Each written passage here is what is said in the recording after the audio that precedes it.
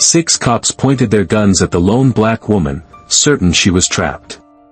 Then, her dog stepped from the shadows, and the officers saw the Delta Force insignia on their tactical vests. The South Carolina sun was warm on Jade Walker's shoulders, a gentle counterpoint to the disciplined rigidity that still lived in her bones.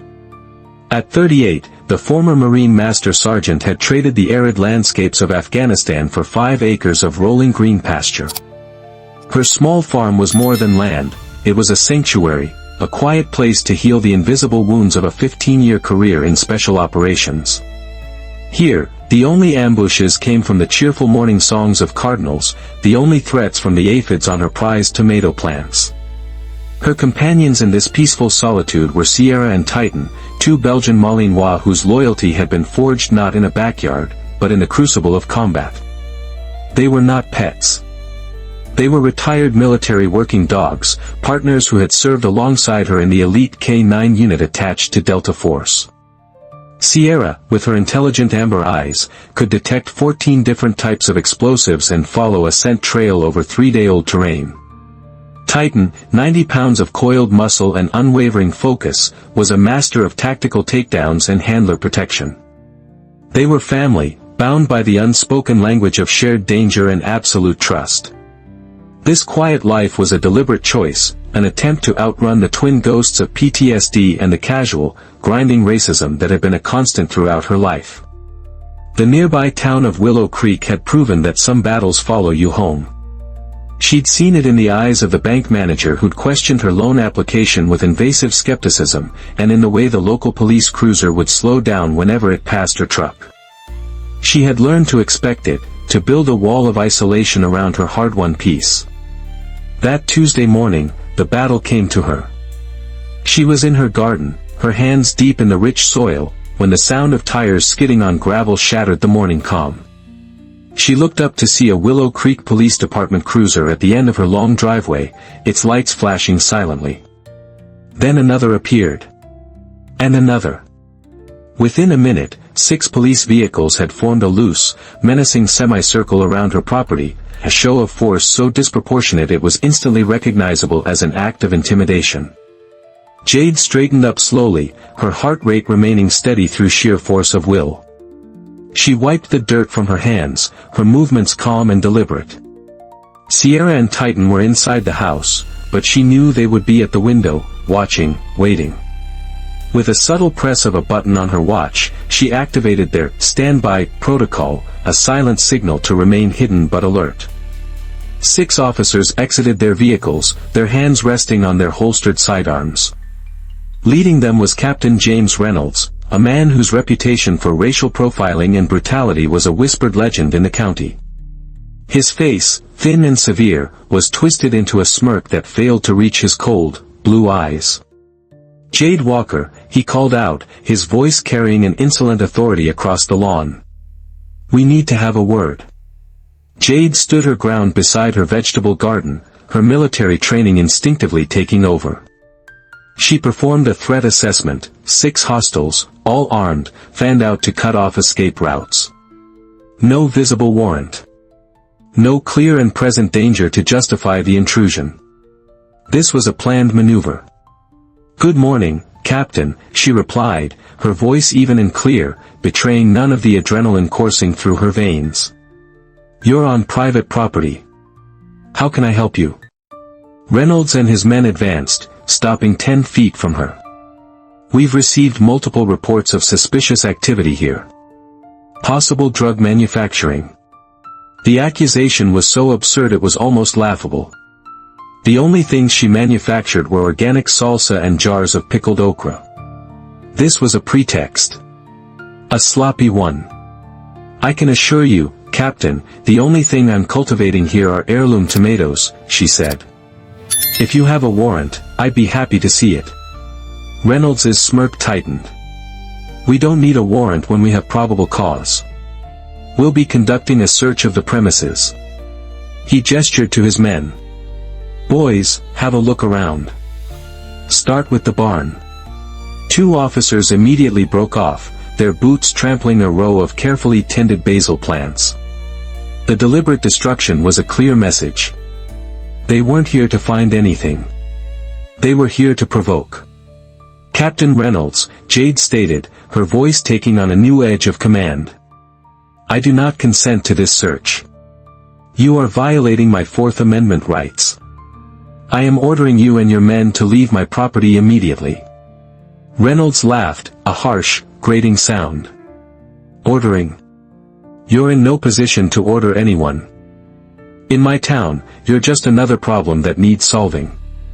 He stepped closer, invading her personal space. "And we always solve our problems." The standoff solidified, the air thick with the unspoken threat of violence. Captain Reynolds was enjoying himself, savoring the power he held over this lone black woman who dared to know her rights. He saw a target, isolated and vulnerable. He didn't see the soldier. He didn't see the strategist. And he certainly didn't see the weapons she held in reserve. "You know, I looked you up, Walker," Reynolds sneered, his voice a low, confidential poison. "Saw you played soldier for a few years. You think that makes you special? Think that uniform makes you an equal?" The insult, so casually delivered, transported Jade in an instant. The green fields of South Carolina dissolved into the gray, dusty mountains of the Hindu Kush. She was on a night raid, part of a joint task force moving on a high-value Taliban leader. Her team was clearing a compound when they were ambushed. The firefight was chaos, a storm of muzzle flashes and the percussive roar of machine guns in the enclosed space. A grenade landed in the center of the room where she and 3 other Marines were pinned down. There was no time to react, no escape. It was over. But then Titan, a black blur in the darkness, moved. He had been trained for this. Without a command, he lunged, grabbing the grenade in his mouth, and hurled himself through a shattered window into the empty courtyard. The explosion rocked the building, but inside, everyone was safe. Titan reappeared moments later, bleeding from shrapnel wounds but alive, ready for his next command. He had saved 4 lives, his loyalty absolute, his courage unquestionable. "My service is not something for you to mock, Captain," Jade said, her voice dangerously quiet, her eyes focused on Reynolds but seeing a ghost from a different war. Unfazed, Reynolds gestured to his men. "Check the shed. Be thorough." Jade watched as another officer, a man named Delaney she recognized from a prior complaint she'd filed, moved toward the small storage shed.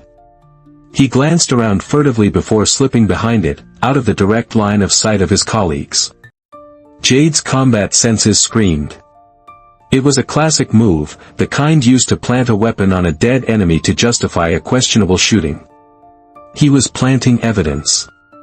At that moment, her phone, which she discreetly activated to record audio, vibrated with a silent alert. Her property's hidden security cameras, triggered by the unscheduled arrival of multiple vehicles, had begun uploading their footage to a secure cloud server. They would capture Delaney's every move. Leverage, she thought. Just then, another vehicle appeared at the end of her driveway. It was a white news van from a local station, a camera operator already setting up on the passenger side. Reynolds spun around, his face contorting with fury. Who the hell called them? Jade's security system had another feature she'd designed herself, an automated alert to a pre-selected list of local media outlets if police vehicles remained on her property for more than 15 minutes without a registered warrant. The system was designed to create witnesses, to drag shadows into the light. A young, sharp-eyed reporter, Lisa Chen, approached.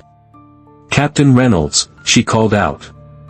"We received a tip about a major police operation at the home of a decorated Marine veteran. Can you tell us what's happening?" The arrival of the media was a tactical disruption Reynolds hadn't anticipated. He was trapped between his desire to intimidate Jade and the sudden glare of public scrutiny. His face flushed a deep, angry red. He turned back to Jade, his composure gone. "This little stunt is going to be the biggest mistake of your life," he hissed, his voice low and menacing. He then raised his voice for the benefit of the cameras. "Ma'am, you are interfering with an investigation. I've asked you to cooperate, but you continue to be resistant."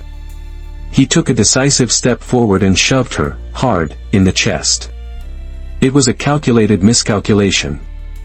He expected her to stumble, to cry out, to look like a victim. He expected to assert his physical dominance and create a pretext for her arrest on the grounds of resisting. He shoved a decorated special operations soldier who had spent a decade mastering hand-to-hand combat and maintaining balance under fire. Jade absorbed the impact, her feet planted, moving back only a single, controlled step. She didn't fall. She didn't even flinch. She just looked at him, her eyes now devoid of any emotion except a profound, chilling focus. The game had changed. He had put his hands on her. The rules of engagement were now hers to define. The shove hung in the air, a physical punctuation to Reynolds' escalating aggression. The news camera captured it all, the unprovoked push, Jade's unshakable stability, and the captain's momentary surprise that she hadn't crumbled. For Reynolds, this was the point of no return. His authority had been publicly challenged, first by her knowledge of the law, then by the arrival of the media, and now by her refusal to be physically intimidated. His frustration boiled over into pure rage. "That's it. You're under arrest for obstruction and assaulting an officer," he shouted, the lie absurd to anyone who had seen the interaction. He reached for his handcuffs, gesturing for two of his other officers to move in and restrain her. "She's not assaulting anyone, Captain. I have it on camera."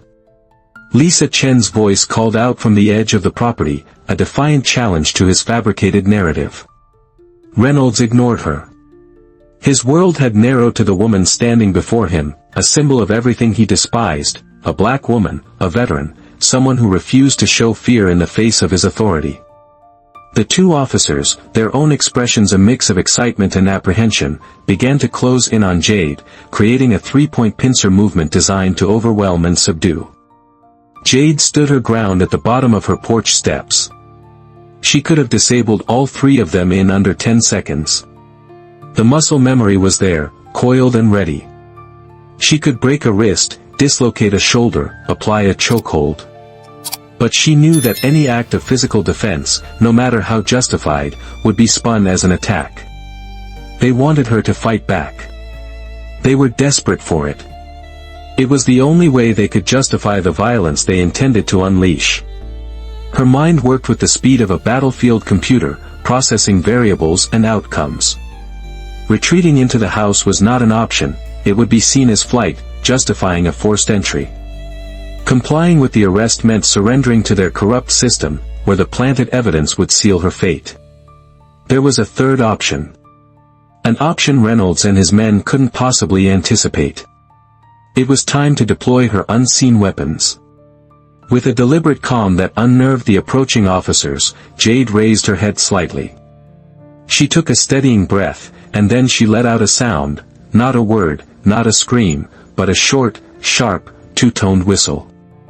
It was a frequency so specific, so unique, that to the human ear, it was just a peculiar noise. To Sierra and Titan, it was a command.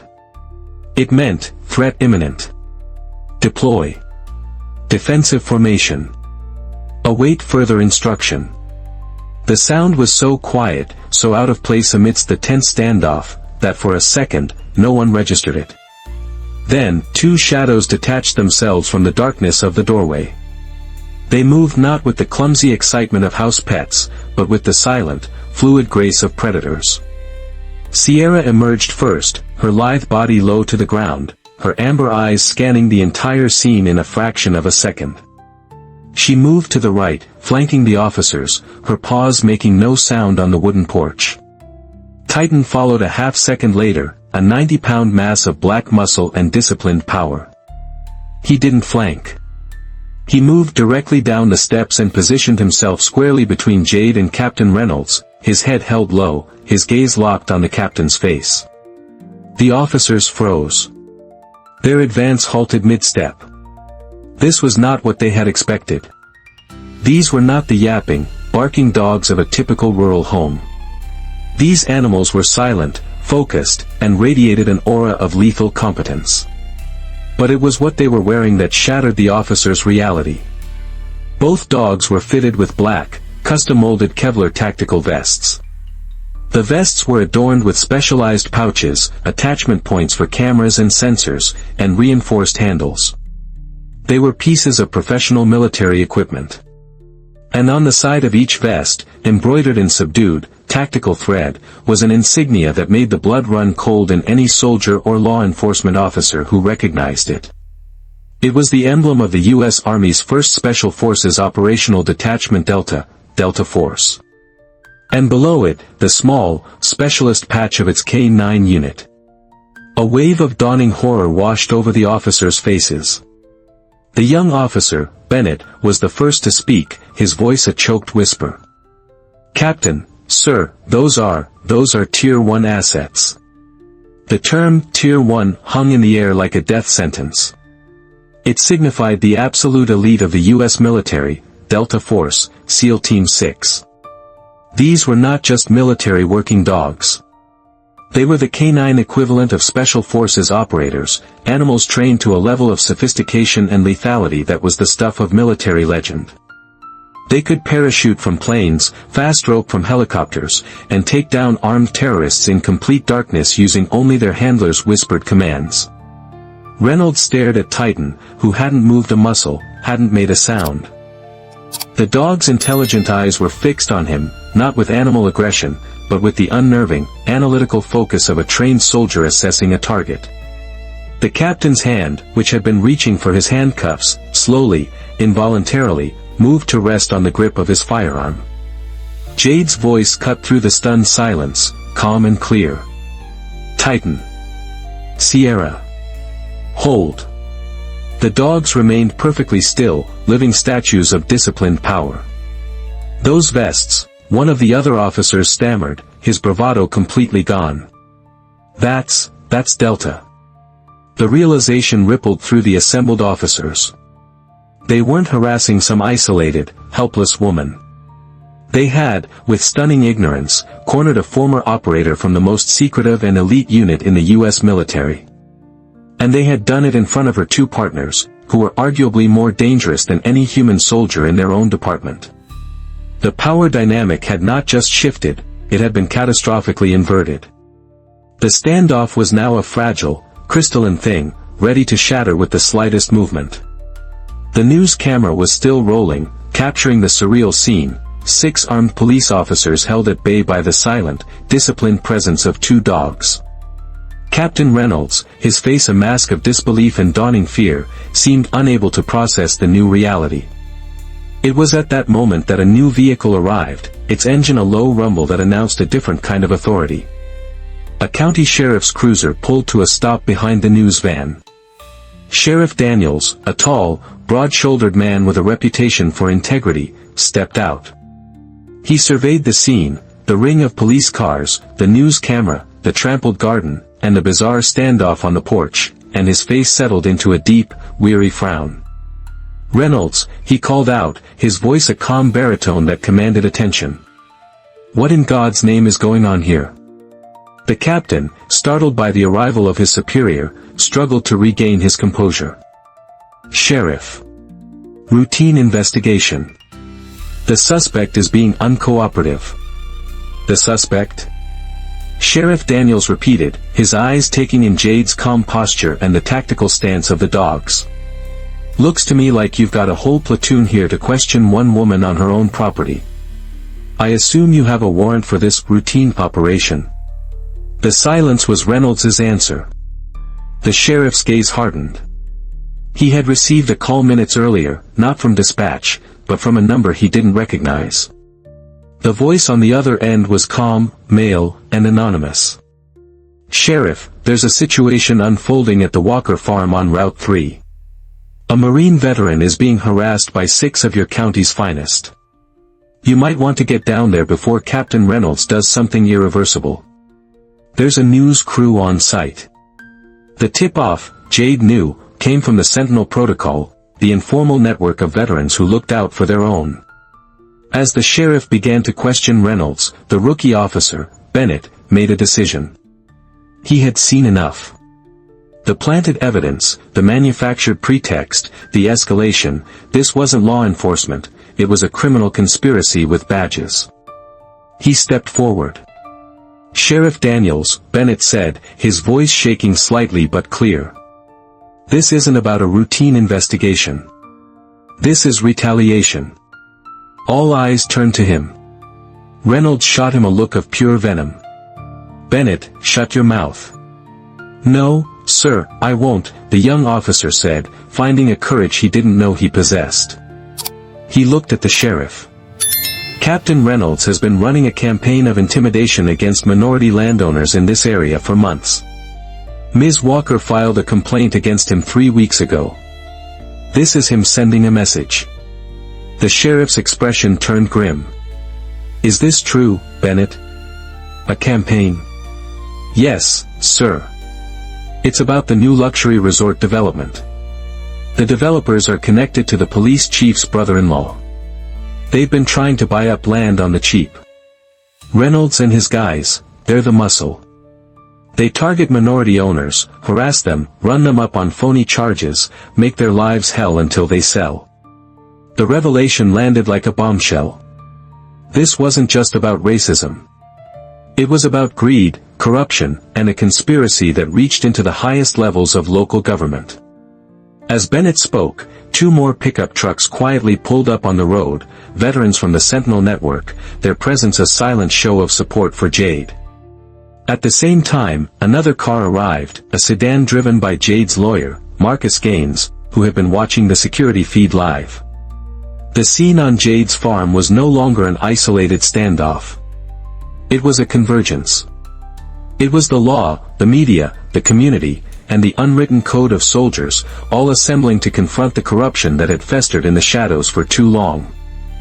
Sheriff Daniels, realizing he was now at the center of a major criminal investigation, turned to Reynolds, his voice devoid of any remaining collegiality. "James," he said, using the captain's first name for the first time. "You are to stand down. You and all your men are now persons of interest in a felony conspiracy investigation. You have the right to remain silent." He didn't need to finish the Miranda warning. The irony was thick enough to taste. The departure of Reynolds and his shamed officers did not bring peace. It brought a tense, watchful quiet. Jade knew that cornered, desperate men were the most dangerous. Sheriff Daniels had launched a full-scale investigation, and the FBI had been notified due to the civil rights and corruption angles, but Jade understood that the wheels of official justice turned slowly. Reynolds and his cronies, facing ruin, would not wait for indictments. They would try to erase the problem. They would come for her. Night fell, blanketing the farm in a deep, rural darkness. The media had left, promising to return at dawn. The veterans of the Sentinel Network had established a quiet, rotating watch from their vehicles parked at the end of the long driveway, their presence a comforting but distant line of defense. Jade put on a pot of coffee, her mind fully switched to a tactical wartime footing. She walked through her small farmhouse, checking locks, reinforcing windows, and reviewing the feeds from her perimeter cameras. It was a routine she had performed 1,000 times in hostile territory. Around 2 a.m., the alert came. Not from a camera, but from Sierra. The dog, resting at the foot of Jade's bed, lifted her head, her ears swiveling to focus on a sound beyond human hearing. A low, almost imperceptible growl rumbled in her chest. "Alert," Jade whispered. Instantly, both Sierra and Titan were on their feet, silent and poised. Jade moved to her tablet, pulling up the night vision camera feeds. She saw them at the edge of the woodline at the rear of her property, deliberately avoiding the front entrance and the watchful eyes of the veterans. 5 figures, dressed in dark clothing, moving with a clumsy attempt at tactical formation. She zoomed in. Even through the grainy infrared, she recognized Reynolds's distinctive, bullish frame. The others were likely officers loyal to him, or hired muscle. One was carrying a gasoline can. Their intent was brutally clear. This wasn't an arrest. It was an extermination. They planned to burn the house down, destroying all evidence and eliminating the primary witness in one fiery act that could be blamed on faulty wiring or an unknown assailant. Jade's blood ran cold, but her mind remained clear. She sent out a top-priority emergency broadcast on the Sentinel network, active threat. My location. 5 hostiles, armed. Intent, arson/homicide. Law enforcement compromised. Immediate assistance required. She knew help was coming, but response time was a critical variable. 15 minutes for the sheriff, maybe 10 for the veterans at the front gate. The intruders would be at her back door in less than 3. She and the dogs were the first and only line of defense. She moved through the darkened house, her actions precise and economical. She unlocked the back door, creating a fatal funnel. She positioned Titan in the shadows of the hallway, awaiting ambush. She took up a position beside the kitchen window, armed not with a firearm, but with a high-powered flashlight and the element of absolute surprise. The battle for the farm was about to begin. The 5 men approached the back porch with a swaggering confidence, believing their target to be a sleeping, unsuspecting woman. The man with the gasoline can began to douse the wooden steps. Reynolds directed 2 others to pry open a window. As the first tools scraped against the window frame, Jade acted. She gave a single, sharp hand signal to Sierra. The dog, moving with utter silence, slipped out the barely cracked front door and circled around the house, a ghost in the night. Inside, Jade waited for the precise moment. As the man finished splashing the accelerant, she flicked on every exterior floodlight on the property simultaneously. The sudden, blinding glare threw the intruders into disoriented chaos. Their night vision was gone, replaced by dancing spots and confusion. Freeze! Federal agents. Jade's voice boomed through a small megaphone, the lie designed to create maximum psychological shock. In that moment of stunned hesitation, Titan exploded from the back doorway. He was not a dog, he was a 90-pound missile of focused fury. He bypassed the armed men and slammed directly into the man holding the gasoline can, his takedown technique designed to neutralize the most immediate threat without lethal force. The man went down with a scream, the can flying from his grasp. Simultaneously, Sierra struck from the flank, emerging from the darkness to target the legs of a second man, her powerful jaws locking onto his thigh, dropping him to the ground.